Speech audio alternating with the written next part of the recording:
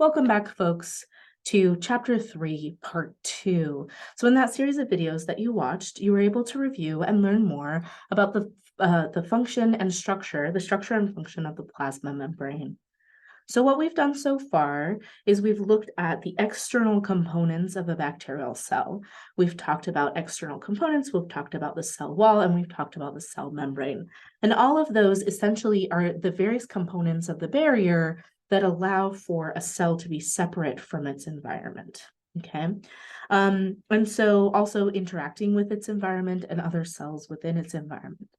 Now what we want to do is jump into the cytosol or the cytoplasm, which is a jelly-like substance that's inside of all cells, no matter which domain they're from, that essentially holds all of the components of that cell. Some of those components are the genetic information and the various machinery that you need to actually express that genetic information. Inclusions are regions within the cell, often crystalline aggregates of some sort of substance or chemical that's being stored. And also the cytoskeleton, which is not on this slide, but we will talk about. And so those internal components to the cell allow it to do its various metabolic functions that it needs to do. So I'm just going to show you an example of an inclusion. We're going to see other ones throughout the term.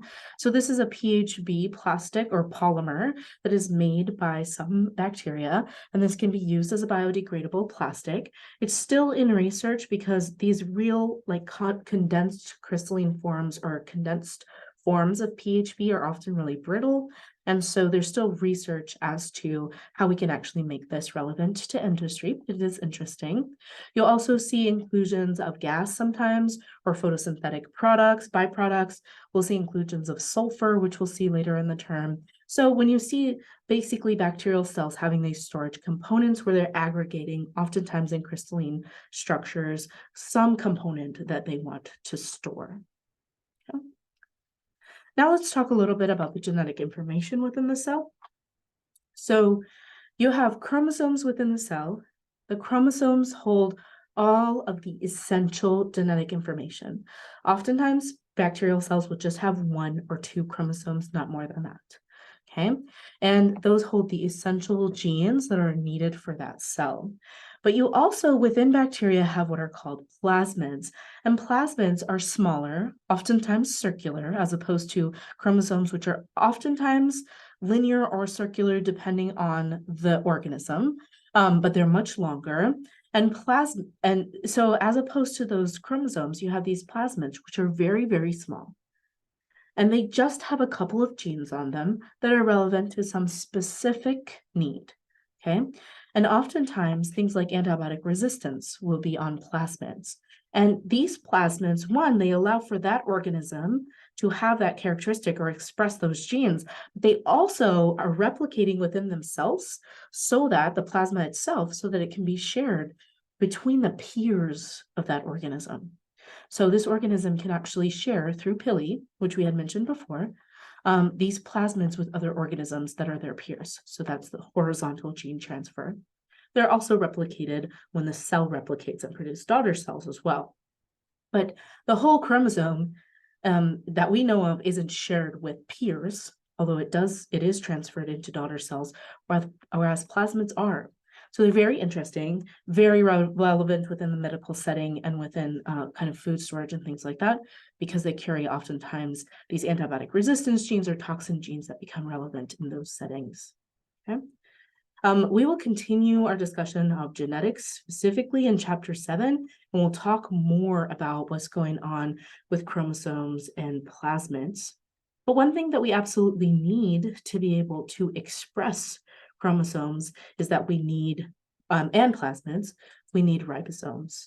So essentially, the genetic, if you remember the kind of central dogma of biology, is that you have DNA, which is then copied into smaller RNA fragments, and that's called transcription. And then those RNA fragments are then expressed as proteins, and that's called translation. And so you definitely need to have ribosomes to be able to express the genetic information within any cell. And so ribosomes are free-floating within the cytoplasm. And for prokaryotes, they have ribosomes similar to eukaryotes, but they're a little bit smaller. And if you remember back to, or if you think about phylogeny, you may have heard of 16S rRNA sequencing as a way that we actually look at how organisms are related to one another. And it's actually looking at the gene for the smaller subunit of a prokaryotic ribosome. And that's how we actually compare different organisms to one another phylogenetically. There's more information on that process in chapter 8, which we don't cover in detail in this class, but I do point you to it as a way of understanding kind of that mechanism and method that we use. Okay. So all bacterial cells will have these just dots in the background, or your ribosomes, that can then actually express the RNA that's copied off of the genetic material within the chromosomes. Okay. Another component that's really essential to prokaryotes and exists throughout the cytoplasm is the cytoskeleton. And essentially what this is long and dynamic filaments of proteins that can be made and broken, and they essentially provide pathways throughout the cell. A eukaryotic cell will have a very complex cytoskeleton, very beautiful how those are made and formed. A prokaryotic or bacterial cell, even an archaeal cell, will have more simple exoskeleton or cytoskeleton, sorry, not exoskeleton, but cyto meaning cell skeleton, that structural component. And so you have these tubulin, that's a protein. So you have them kind of making the structure of the cell throughout. You might have a helical, you might have it through and through. There are some that are in the middle, some of those fibers and filaments that are in the middle to help with binary fission and reproduction. And so you have these essentially highways that move through the cell that allow for it to maintain its structure, to divide, and also to move various components within the cell. Okay.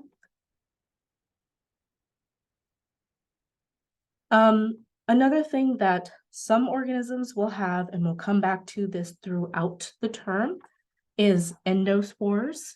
Endospores essentially are self-preservation mechanisms that allow for the cell, if it's in an unfavorable environment, to produce kind of a little capsule that has all of its genetic information inside of it. And then that capsule is very resistant to desiccation and other, non-favorable environmental conditions. So even if the parents or the original vegetative cell dies, then that endospore can remain in the environment, kind of like a seed, like of a plant, the seed of a plant, and then it can become a single vegetative cell later. So this is a mechanism for self-preservation. It's not a mechanism of reproduction. It's a mechanism of self-preservation, but there are some bacteria that will have endospores within them, within their cell structure, especially if they're stressed.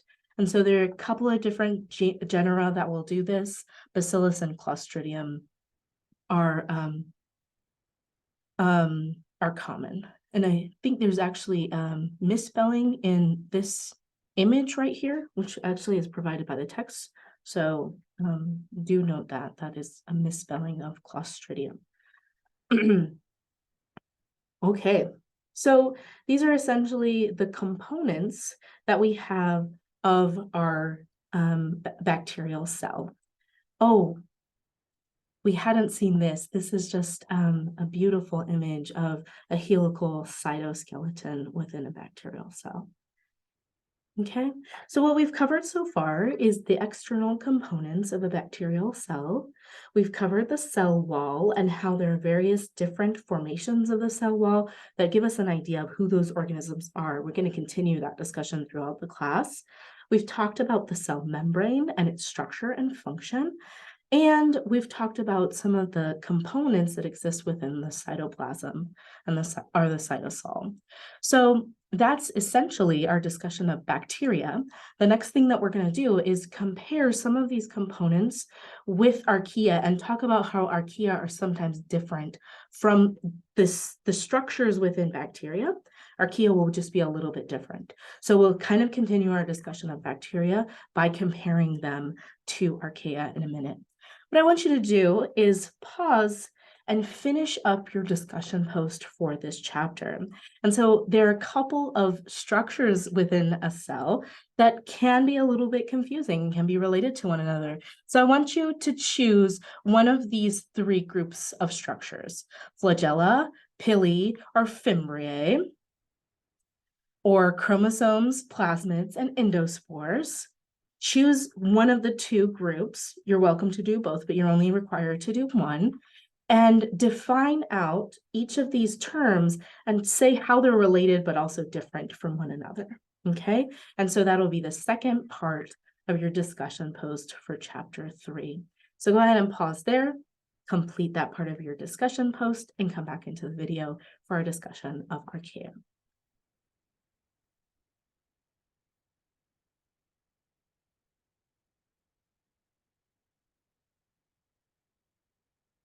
Okay, so archaea, just from a visual perspective, archaea are very similar in a lot of ways to bacteria. And in fact, until 1977, they were classified together within a single domain. Bacteria and archaea were classified together within a single domain. But in 1997, 1977, not 1997, 1977, we separated out domains archaea and bacteria, and that's because of the mounting evidence and specifically the phylogenetic evidence that they were discrete domains of organisms that have a lot of diversity within them, are similar within themselves together as a domain, but discretely distinct from one another. And so some of the ways that they're distinct are also within their anatomy, their cellular anatomy. But in a lot of ways, they're also similar. So we're going to talk about some of the similarities and some of the differences.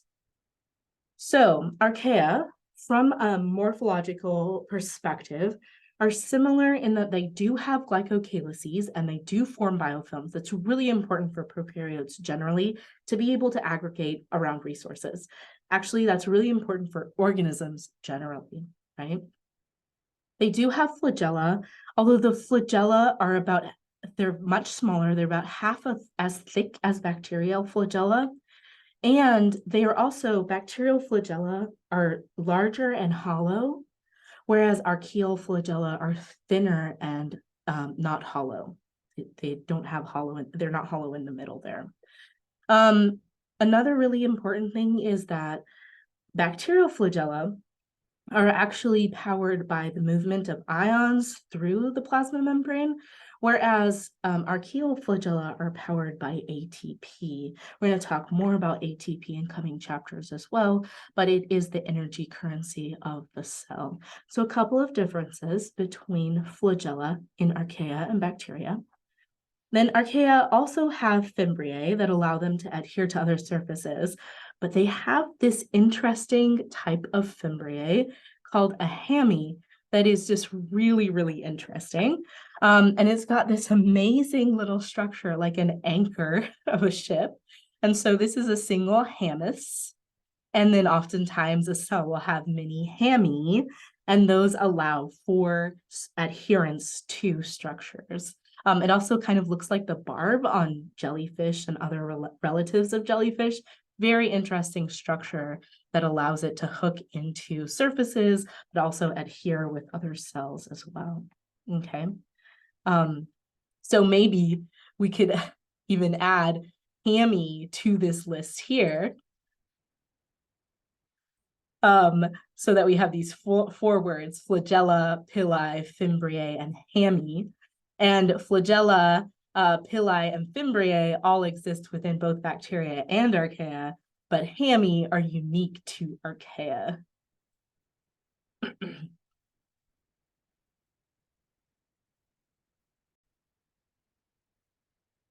So you could add that in. Okay, so another component that tends to be different between bacteria and archaea is their cell wall and cell membrane structures. So first, the cell wall. The cell wall of archaea, they do not have peptidoglycan. They have a pseudopeptidoglycan, a sugar that's similar to peptidoglycan and consistent within archaea, the domain, but is different from the bacterial peptidoglycan. So they do not have peptidoglycan in their cell wall. Also, in their plasma membrane, their lipids look a little bit different. So if you remember those phospholipids that make up a plasma membrane, and bacteria have those hydrophilic heads and hydrophobic tails. And so archaea have a very similar, if you just look at it visually, phospholipid bilayer oftentimes, although sometimes it's actually a monolayer in archaea, which makes sense because that's more stable in the case of extreme environments. But when you look a little bit closer at the structure of archaea, you'll see that there are some differences. So the connection point between the hydrophilic head and the tails is connected with a different type of molecular linkage. So our archaea have ether linkages versus ester linkages. So you can see these carbon oxygen chemistry is a little bit different. So where the head connects to those tails. Another thing is that the tails themselves in archaea, these kind of orange and red components, tend to be branched. Okay, so this is an example of an unbranched tail. They're just straight. And that's how bacteria and eukarya have their those lipid tails. But archaea tend to have branched tails, and you can kind of see some of those branching in this diagram here where you have branches coming off, okay?